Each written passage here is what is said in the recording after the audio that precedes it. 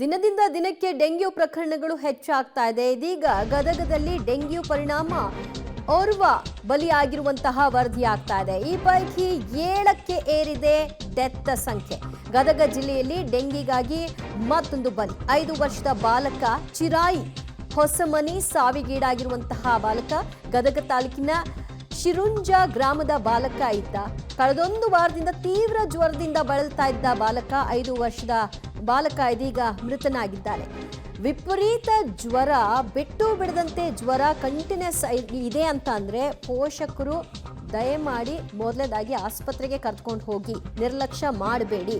ಇದೊಂದು ಎಚ್ಚರಿಕೆಯ ಗಂಟೆ, ಇದೊಂದು ಉದಾಹರಣೆಯಾಗಿ ತೆಗೆದುಕೊಳ್ಳಿ. ಕಾರಣ 1 ವಾರದಿಂದ ಕೂಡ ಬಿಟ್ಟು ಬಿಡದಂತೆ ಆತನಿಗೆ ಜ್ವರ ಕಾಡಿದೆ. ಇದರ ಪರಿಣಾಮ ಆತ ಬಲಿಯಾಗಿದ್ದಾನೆ. ಸಹಜವಾಗಿ ಜ್ವರ ಬಂದಾಗ 1-2 ದಿನದಲ್ಲಿ ಸರಿ ಹೋಗಬಹುದು ಅಂತ ನಿರ್ಲಕ್ಷ್ಯ ಮಾಡ್ತೀರಿ. ಆದರೆ ಈ ಸನ್ನಿವೇಶದಲ್ಲಿ ಅದು ಡೆಂಗಿ ಇರಲಿ ಅಥವಾ ಇಲ್ಲದಿರಲಿ, ಹೋಗಿ ಆಸ್ಪತ್ರೆಗೆ ಮಕ್ಕಳನ್ನ ದಾಖಲು ಮಾಡಿ ಬ್ಲಡ್ ಟೆಸ್ಟ್ ಮಾಡಿಸ್ಲಿ, ಖಾತ್ರಿ ಆಗಲಿ. ನೋಡಿ, ಈಗ ಗದಗ ಜಿಮ್ಸ್ ಆಸ್ಪತ್ರೆಯಲ್ಲಿ ಚಿಕಿತ್ಸೆಗಾಗಿ ದಾಖಲಾಗಿದ್ದ 5 ವರ್ಷದ ಬಾಲಕ ಮೃತನಾಗಿದ್ದಾನೆ.